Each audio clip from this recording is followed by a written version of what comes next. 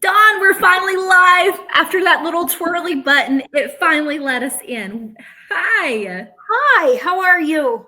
I'm always excited about my guests, but thank you. Thank you. Like every week, I just get more and more excited, and you're such a big deal in the community. Thank you for being here. Well, I appreciate you having me. That's kind of you. I'm excited to be here. It's an honor to be part of this with you. So thank you. Oh my goodness. I'm gonna do an introduction that's not gonna do you justice. I will say this, Dawn Ramsey is the mayor of South Jordan, but she has like a million other titles we're gonna make her spill her guts on to us today. But before I get started, I have to ask, what can I get you to drink, Dawn? Well, I had meetings late last night. I wish we were together, because if so, I would love a Diet Coke with extra ice and a twist of lime. Oh, that was my guess, Chris. A little bit of caffeine would probably be just right. So that's what Kristen, my guest last week, asked for. Okay. It's a popular drink, right? Yeah. And today would be a good day for that. So maybe when we're done, that is actually what I'll have. Okay. I'll have to have something sent over to you from Sodalicious or one of the soda shops nearby. Well, Dawn, like I said earlier, you are currently right now the mayor of South Jordan, but like I have a little cheat sheet right here, and your list of everything that you are involved in it doesn't even fit on my cheat sheet. So I'm going to pick on you for a minute. Tell us things that you're involved in, boards that you're on. I know, pick some off the list for us. You know, I have the unique opportunity as mayor of my city to serve on a lot of boards, and there's a lot of them. And I'm just really honored to be part of so much of what's going on in our community and across the region and across the state. So I represent all of the cities and towns in Utah on the Unified Economic Opportunity Commission, which is an organization that was put together by Governor Cox and co-chaired between he and the Speaker of the House and the Senate President. And together they've brought together a group of stakeholders to work year-round on some policy solutions and visioning for the state as we keep growing. So it's really a privilege to represent all of our cities and towns. I recently wrapped up a term as president of the League of Cities and Towns for Utah. So it's really nice to get to work with all those great folks and represent the best I can the interests of our varied communities across the state. Right. And even going outside the state and taking what's working for other cities and communities and bringing it back to Utah, and not just keeping it there in South Jordan, but working with other cities so that you can partner with them and elevate. I had an opportunity to live vicariously through my husband on National League in Cities and do traveling, and incredible organization. It's really been a privilege to represent Utah in that way, and to go and do exactly that, to go meet with mayors and council members and leaders from communities all across the United States, to really learn from them and to share some of what we're doing here. And my takeaway is that everyone across America, really, our cities and towns, we've got good folks working hard to try to serve their communities and do what's right. But I'm really proud of how we do things here in Utah. We've got plenty of challenges as we continue to grow, but we've got really great people that are equal to the task of trying to help navigate and maintain our quality of life going forward. So it's a privilege to be part of it. Well, and I know you serve your constituents, but like you have to have heart and soul to like do this, right? You're not people, and I always have to remember this, because elected officials, like, you're not doing this to get rich. And if you are, you're not the elected official that we want. But you, Dawn, like, thank you for being like doing this and like giving back. I want to know your story. Like, how did you get here? And like, tell me what led up to where Mayor Ramsey is today. Like, tell me all the background. Wow. That's a big question. I know we don't have hours. Yeah, no, it really is both a long and a short story. So I've always loved serving in my community. I served in my high school, and it's just the nature of my personality and who I am. And I like to be able to work with other people, and people are what matter most to me. I love people, and I have always tried to step up and do what I can, to try to help in some way, small ways. My husband and I have 6 children, and I made the decision to stay home with my kids while I was raising my kids until our youngest kids were older, a little bit older. And now our youngest is a senior in high school. And as part of staying home, I just was a volunteer in all the things that our kids were doing. And that led us to lots of things across the communities, lots of time in our schools and with Little League sports and arts programs in the community, just lots of volunteer work. And when the opportunity came along that we had an open seat and our mayor wasn't running for reelection, my husband actually was one of the folks out of several who came to me and said, you should run. And he said, you know what, you should run. It's time for you to do what you've been doing in these smaller ways in a bigger way. You could do a lot for this community. And that was really humbling to hear from him, because he said, I'm all in. And he has been all in to step up and step in. I got goosebumps because like the spouse of an elected official, especially one of your role that has so much access, like it is a huge sacrifice. And you're the ones out in the trenches and you get the excitement and the reward, and you also get the negativity and the positivity, but you get it all, right? Right. But your husband is the one behind you taking care of it so that you can do that, right? That's exactly what we have. And I'm so grateful for it. It's not something I really could do at the level that I'm doing it if I didn't have that support. And so we make a really great team, and decided to throw my name in and offer to do my best work and do everything I could to be an ambassador for the community if the people wanted me. And now here we are 6 years later, and lots of opportunities I never could have imagined. I'm humbled and grateful still every day for the opportunity to serve. Oh my goodness. You know, I'm going to put on my recruiter hat for a minute. I'm calling you Dawn, but I should call you Mayor. No. You can call me Dawn. It's great. Really? I kind of feel like that's so not respectful. And I feel like I know my mom could be watching this and she'll be very disappointed for me not giving respect where respect is due. So, Mayor Dawn, how about that? I am putting on my recruiter hat because I am talking so many times to job seekers that have not been looking for a job, whether that's been for 10 or 20 years because they haven't had to, or in maybe a situation you can sympathize with. They want it to be a stay-at-home mother or parent, and they had the opportunity to do that. And now they want something. They want something, and they need someone to take a chance on them, and they're ready for that second act in life. And I'm telling you, I have been surrounding myself with women that have been coming out with second acts after the kids have left, and dynamite, right? Like, listen, hiring managers, because dynamite. Other than the encouragement of your spouse, what gave you the braveness, the boldness to like go and embrace the second act, not just in mayor, but like in all of the hats that you wear, which are huge hats, by the way? Well, that is nice of you. I have a friend who has served as president of a board of education. She has a lot of experience, and she likes to give me a hard time and say, you're the only person I know who jumped straight from being a PTA president, even if it was over a whole school district, straight to mayor. You know, she's like, that's kind of a leap.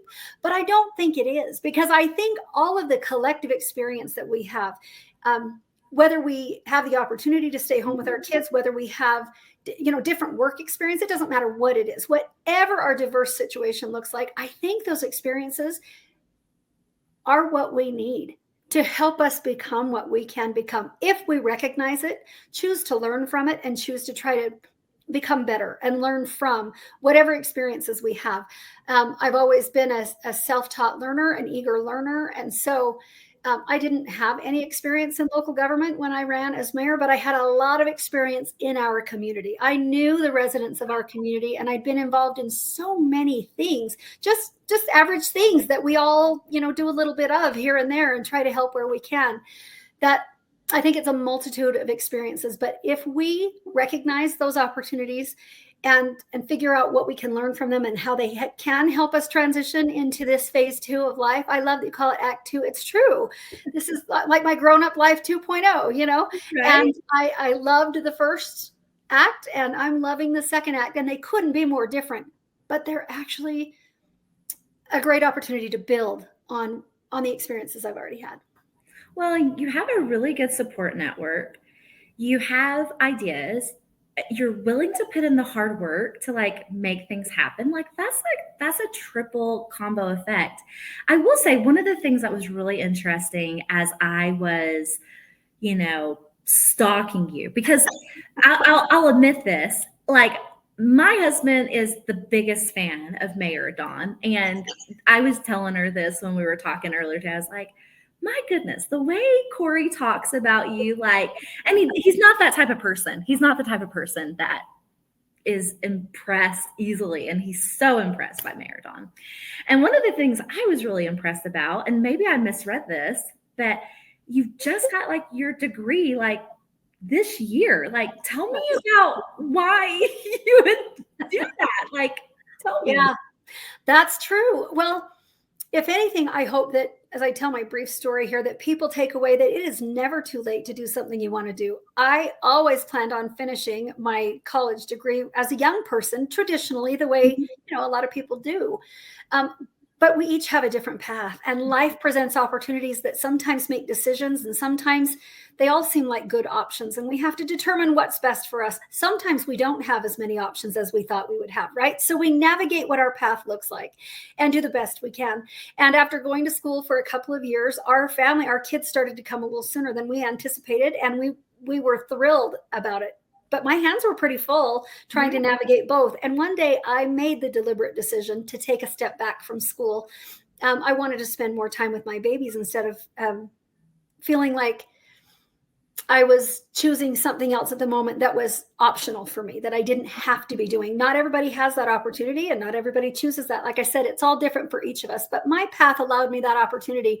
And I made the decision to take a step back and knew someday I would go back and finish. And I didn't anticipate maybe that it would take 20 years, but it did. And, who knew we were going to have 6 kids? And then, life has a way of happening, right? And turning into something more beautiful than you ever could have planned. But yes, I went back to school, started, my youngest was, in school full time. And I thought this will be a good time. I think I've really got time. I can take this on. She was in older elementary school at that point. And I thought I could do that. I'm ready to go back. I'd been dying to go back for a long time. And I didn't realize that the same year I started school, I would also run for mayor. So the entire time I've been serving as mayor, I have been in school trying to finish my degree, which most people would have finished much faster than I did. But I really could only take one class at a time often. A couple semesters, I took 3 classes at a time. But my schedule is just what it is. And so I just fit it in, and I just kept pressing forward.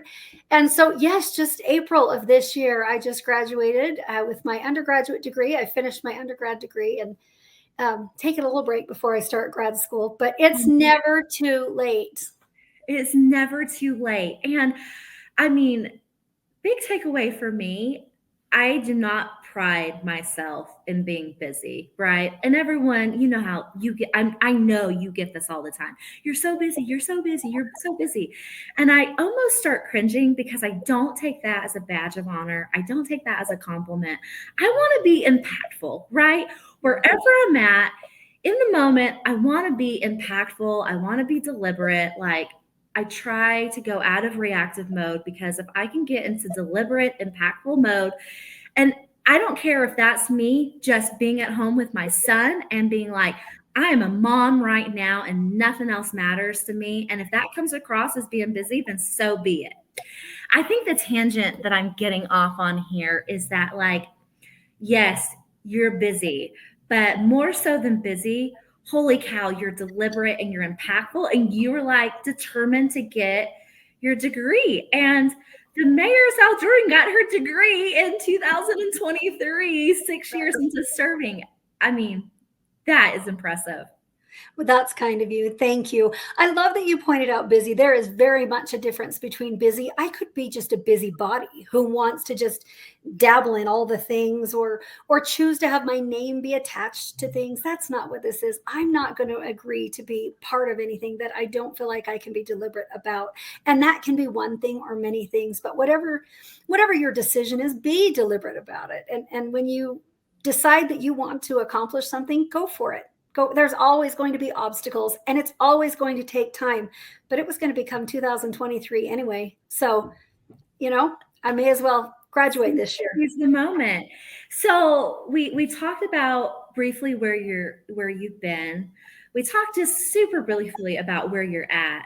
Where are you going? Like, I know you're a goal-oriented person. I know you've got more things that you want to achieve. Like, what are some things that we're going to see you accomplish? And I don't know if it's personally, professionally, but what's ahead of you? What's happening? I ask myself that a lot because I like to have goals to work toward. I am that kind of person. I like to have a target. When I decided I wanted to do something that I knew was very impossible, I decided, as a non-runner, not a very good runner, I wanted to run a marathon, and I wanted to own it, and I wanted to kill it, and I wanted to really succeed at that. And I knew that is outside of the realm of possibility for me. I can't do that. So I committed to doing it, and I took it on, and I did it and ran a couple. Oh my goodness. Are you kidding me? No. But so I'm that kind of person, right? Who likes to figure out what can I really not do, and how can I break that down and make it happen? And there were a few times when I thought, there's no way I can finish this degree.